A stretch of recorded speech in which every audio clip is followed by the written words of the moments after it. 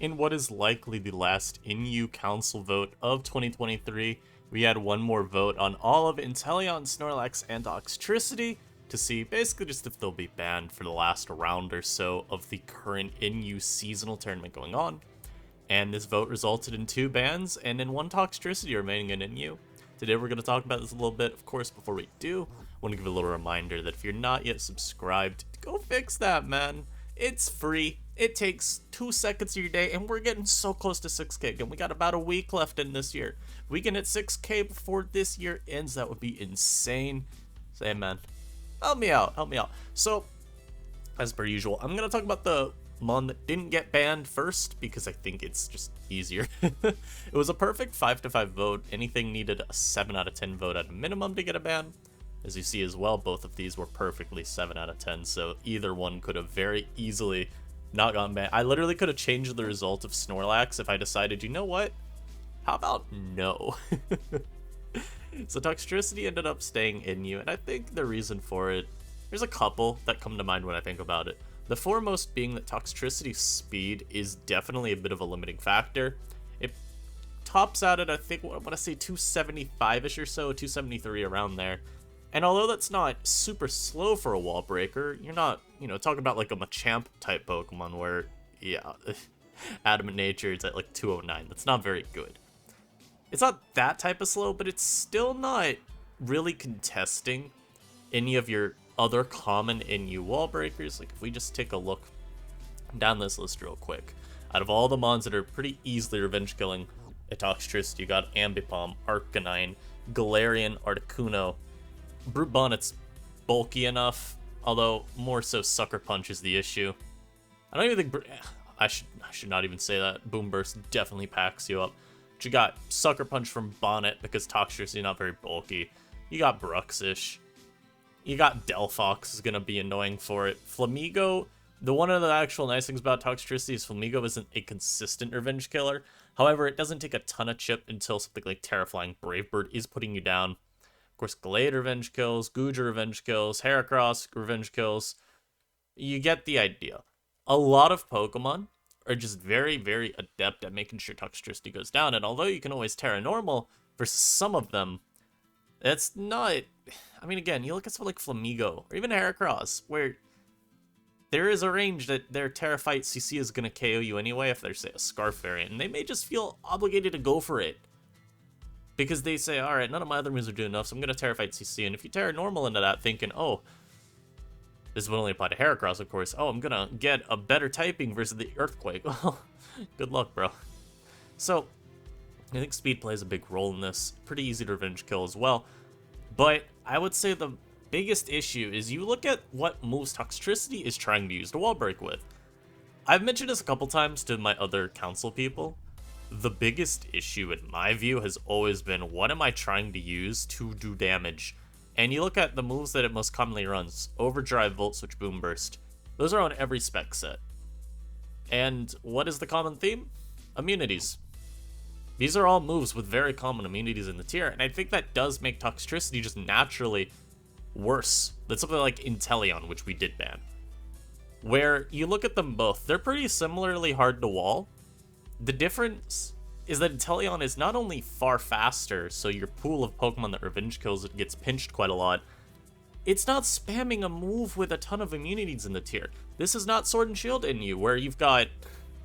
God, we were so spoiled back then. Gastrodon, Mantine, and Vaporeon. All, very good options. Even, dare I say, Water Absorb Quagsire. I think I should take that back. But, point being, this isn't like that kind of meta for Inteleon. We're looking at Tatsugiri and Toxicroak as the 2 water immunities, really, that you're going to see. Cacturn, not really seen either, but I guess, you could talk about it, right? So, Inteleon, although, yeah, you'll run into some mons that maybe resist its Hydro Pump or Snipe Shot. You'll run into mons that are bulky enough to justify switching in, right? Like Umbreon, Assault Vest Meloetta, Chansey, Sylveon, even Florges maybe. I have to look at the calcs. I feel like you still get kind of snack wrapped. you got mons that can try to check it situationally. But there's not really mons that are super good at just saying, no, you don't get to do anything this turn. Whereas we compared Toxtricity to that. Toxtricity, if you want to spam Overdrive, well, conveniently for you, Gligar is still a great mon. Palisand is an incredible mon that also walls your Boom Burst. Mudsdale, not the best option, which feels very illegal to say, but Mudsdale does the same damn thing. Jolteon even, I can pivot my Jolteon in if I'm predicting you to try and pivot. And then even if I just want to look at mons that resist Overdrive or Volt Switch, I mean, we have a ton of great grass types in the tier. Brute Bonnet, Decidueye, both variants. Diplin's okay. Hisui Electrode, I could still use that as a mon to come in on the Volt Switch. Jolteon even, checks the Volt Switch. Rotom Mow, quad resists, and now I also have Pain Split, so I can try and do that a few more turns in the battle. Even something like Toadscruel, bro, I can Volt Block with you. Serena, I can come in versus. Wo-Chien, of course, another mon, although I think this mon's kind of bad. There's a lot of Pokemon that can deny the Volt Switch pivot, and you look at Boom Burst from the other angle, Terra Ghost being one of the more common Terra types, you can see Pokemon Run definitely inhibits your ability to spam it. I would say really there are two things that worry me the most about Toxtricity, and one of them still is that Boom Burst is so strong, and that because of the threat level of Boom Burst, there's quite a lot of room for Toxtricity to punish mispredicts if you're trying to go block that Boom Burst with anything other than like a Palisand and you get volted on or overdrived on, you might just fall over and die. Which I don't necessarily feel is a bad thing, because I compare it to Machamp last gen, which was kind of the same deal, where if you're trying to switch around your Facades versus CCs, stuff kind of just fell over and died. It's definitely different because Toxtricity can pivot. Toxtricity's faster. You're not on, you're not on a burn time. There's more to it, but I didn't find Toxtricity to be this too easy to wall break with Pokemon. I think on paper it was a world beater, but in practice, especially since it was generally kind of consistently needing to run specs to really decimate teams, limited enough. But the meta, there's some stuff worth experimenting with that I think maybe had more people tested out could have been proven, or could have proven them on to be too much. I know even specifically Danny mentioned you could try like Boots on Toxtricity. You could do like Toxic or T-Spikes as your last move. Gives a little bit more utility, gives it a way to punish some of the generic special walls that maybe even try to protect Stall versus it. You've got Shift Gear as an option as well, and that lets you tech Drain Punch onto the set, helps you out a lot versus offense, which is normally Toxtricity's worst matchup. You even have Choice Scarf, which, yeah, it worsens how well you can break, but it also does the same thing about offense. It kind of just lets you 6-0 offense, because you're going to tear a normal turn 1. You're going to click Boom Burst 6 times, and you're going to pick up 6 KOs. There's not really a ton for offense to do about that. So there's definitely further room for Toxtricity to try and experiment and, in my view, become broken. And it's not like this was some, oh yeah, 2 people thought Toxtricity was broken. So no, like the council was dead split. So, clearly people aren't entirely sure still, and I think that's fair. Because, especially with the on-paper calcs of Boom Burst meant, I mean, it is kind of hard to look at that and not think, maybe it's better to just ban it and be safe. Because, I'll admit, Toxtricity was one that I wasn't sure on my vote for, at the very end even. Same with Inteleon. These were 2 mons that I was still kind of torn on. I ended up saying do not ban on both because I felt the offensive counterplay was sufficient still. And there was enough room to pivot around them to where it wasn't like every time they got in, they literally got a free KO. And I guess we could segue into my talk about Inteleon, also because I have sets in the builder. Because I think Inteleon definitely ruffled a few people's feathers when we didn't ban it, which, you know what, it happens. People have very strong opinions on a lot of Pokemon. I mean, as you can see even, Skier Dude and Awen very angry about it. I love you guys, don't worry. So, I would have not banned Inteleon, as I say here. And there's many reasons, some of them very similar to Toxtricity point, but I think the first one is just priority, which really just ends up being Sucker Punch, and you could throw out Ambipom Fake Out. It's just not a super common Pokemon, generally speaking. Like in tournaments, I don't see a ton of it. Ladder even, I'm seeing less of it now, I think. So it's still valid, but it's not what you're mostly worried about, which is going to be like Sucker Punch from Brute Bonnet, or Zoroark, or even Toxicroak. Toxicroak being particularly relevant there because, hey, you're immune to the water moves. Very nice, very nice. But I think that really helps. And Inteleon being so fragile, not only does it mean you're pretty easily kept in check offensively, it also means that you have to either really support this mon well in the builder, which, not the hardest task, but you still have to work to get it to do what it wants to do, which is wall break. You gotta either support it with a lot of pivots and then get those pivot plays right in game, or you have to play very, very, very proactively with your Inteleon, which I think is fine. I think rewarding a very good wall breaker with great damage or a KO when it comes in, if you are playing better than your opponent, I don't find that like inherently bad for the tier. I think it's good to have Pokemon like Inteleon around that punish the really slow team builds, that punish the overly reactive type of team play. Like, that to me is a healthy mon. But I get why people think it's too much, because you look at, again, it's like Toxtricity, where you look at the calcs. Terra Water Inteleon is kind of just not checked by a ton at all. It practically 2-hit KOs the entire tier, outside of a couple immunities that we have that aren't very commonplace. And unless you have one of those like Wish Protectors, which we have 3 of, 2 that are relatively common. No, we have 4 of, 3 are relatively common. It could get really tough. So unless you're Terra Watering your like Screamtail or Sylveon every game, or you got a Croak, it's not the most pleasant mon to face. And then we could talk about the sets too here. This Specs is probably what people are most commonly running into. Also, I noticed I forgot to mention Arcanine E-Speed. That is probably like that is just as relevant as the Sucker Punches, probably more relevant than Croak right now in the meta. That's funny. Yeah, E-Speed, Terra Normal Arcanine also folds this like a lawn chair. And inconveniently, that is also a mon you'd like to try and, you know, maybe switch in on. So, for what it's worth. But let's talk about specs, because I think this is what people think about, because you just get it in, you throw out a Hydro Pump, and this isn't SSNU. You don't have a ton of mons you're worried about actually pivoting in. And this is kind of a point in favor of the ban of Inteleon too, that I'll talk about now because it's on my mind. Compare this NU to last gen, like I just did. Now look at NU right now. What have been the water type checks the entire time? It's grass types and Quillfish. And while Quillfish is nice into like Paldean, Tauros, Aqua, and kind of okay into Bruxish as well, it can't check Inteleon, you just die. And in the ice, not the ice types, the grass types, well, there's a few things there. Same with just bog standard special walls.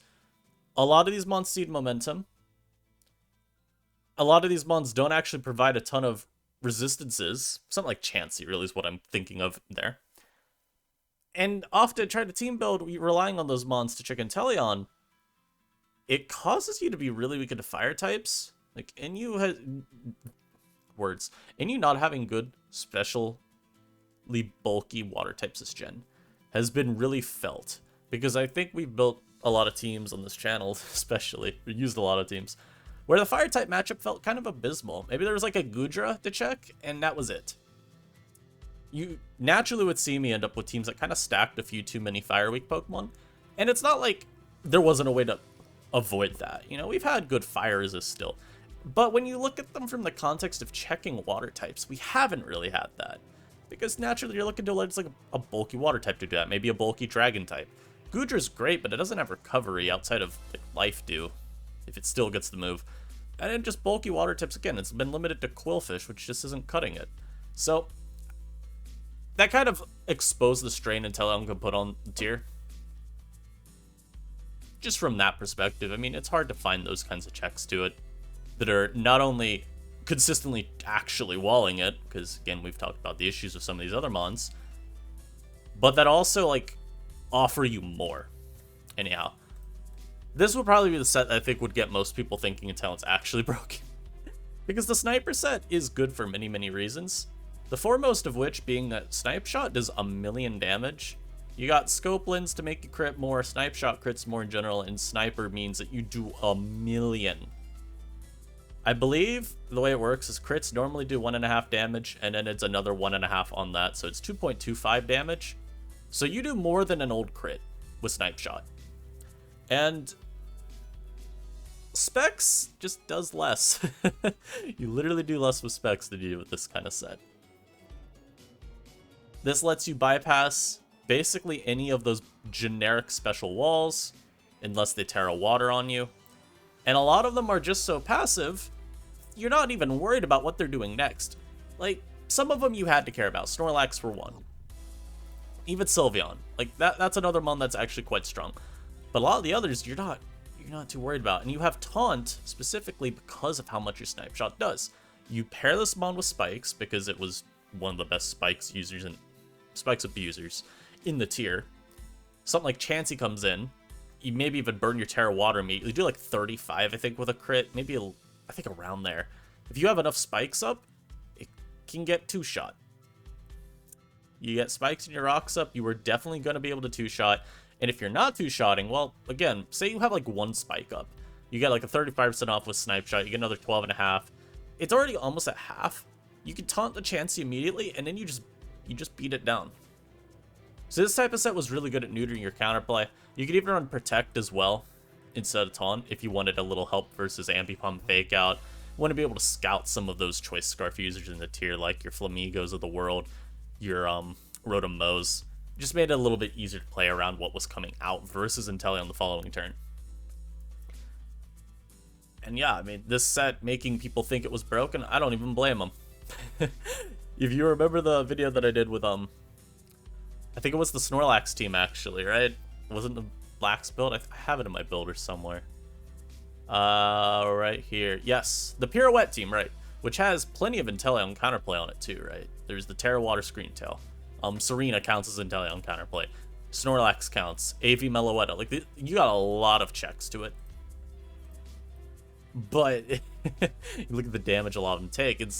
You can see how Inteleon can just decimate some of these walls 1v1.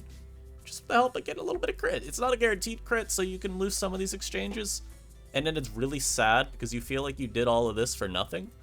But it gives you a lot of cheese potential, and I get why people felt defensively stopping this mon was nigh impossible. My view remained at the end. I think offensively there was more than enough counterplay. And even defensively, I felt there was enough pivoting around it to make it not broken. I think one thing I want to state, people sometimes get a little too caught up in walling Pokemon and saying, okay, well, if I cannot counter something with at least 2 Pokemon, then it is broken. I think that's a kind of limited way to look at comp Pokemon, because offensive counterplay matters just as much as defensive, but I think also if you rely on always having defensive counterplay to stuff, it really restricts your team building. Sometimes you gotta just you have to just accept, I'm not gonna have the ideal matchup versus everything. Just have a game plan that doesn't feel too weak.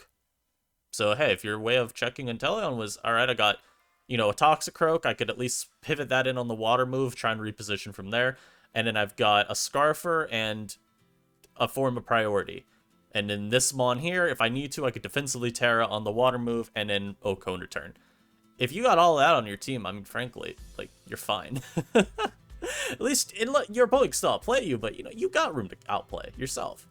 I think you want to make sure, and this goes into how kind of nice Terra is. People mention a lot of it was, oh, Terra Water and Inteleon will just beat some of your checks that you listed. Yeah, well, guess what? I can Terra too. Come on.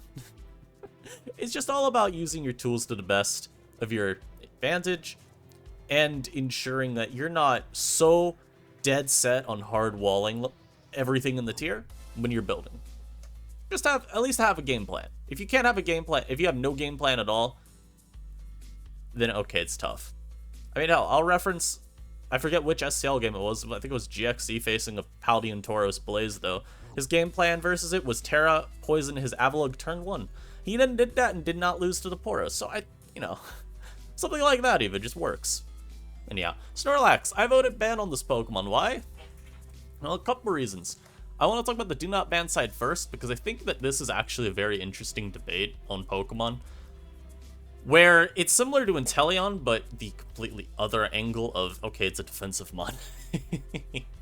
So how do you stop a defensive Pokemon that can Terra, kind of become unkillable as opposed to unwallable, and run you down? Well, first, I want to talk about like mons I talked about with Eternally in PMs. I don't have the list of them in front of me right now, but if we're talking about mons that beat Snorlax 1v1, let's look down the list. there were a couple mons that were like anti-Snorlax through setting up. And one of them was Duraludon. Iron Press Dura is just straight up a mon that beats Snorlax. It just does. You have Flash Cannon, you have Body Press. If it Terras, you just Flash Cannon it down. If it never Terras, then you will beat it with Body Press. And you can even Terra Ghost if you want to avoid Body Slam paralysis. And then you have Rhydon with Sword Stance. Snorlax just can't beat you. You boost faster than it. There's no Terra type that it can run to actually deal with you. And you put it 6 feet under. And there's a couple others too. Like Iron Press Mudsdale is like okay. I think it also gets cursed now. I believe it was Mudsdale got cursed. You got some options with Horse. You could even run like Roar.